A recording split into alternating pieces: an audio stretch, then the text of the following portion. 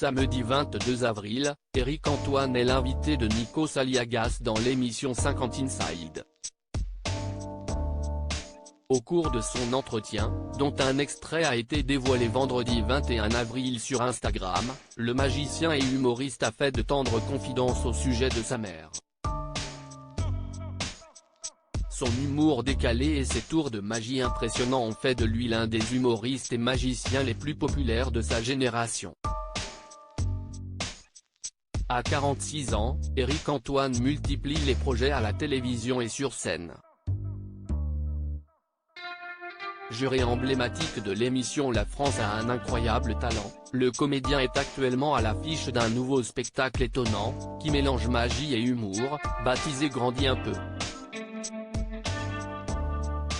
Dans ce one-man show présenté à la scène musicale, le plus sympathique et le plus grand des illusionnistes français, 2,07 m, se demande si l'enfant qu'il était serait fier de l'adulte qu'il est devenu.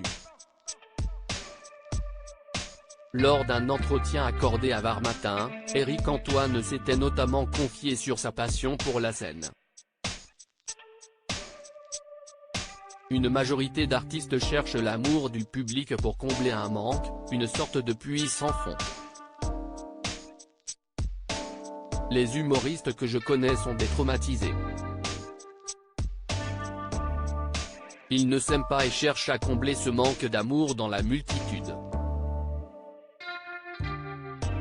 Quand le succès vient, passer le syndrome de l'imposteur, ça se calme un peu.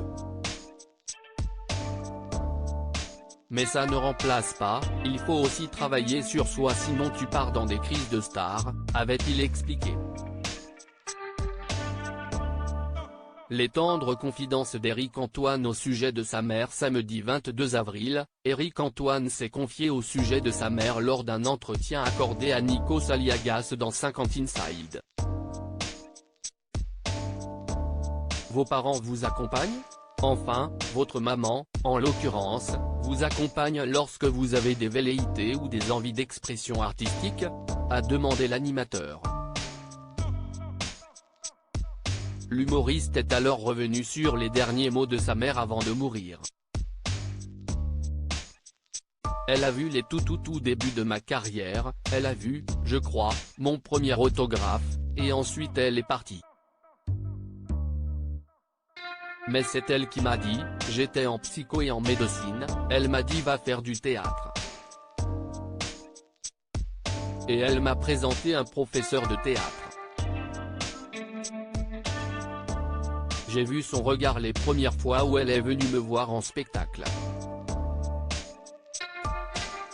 Et elle a dit ok, c'est bon t'as trouvé.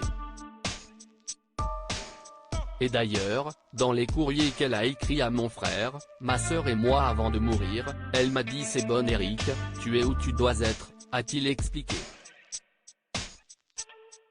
Des confidences touchantes.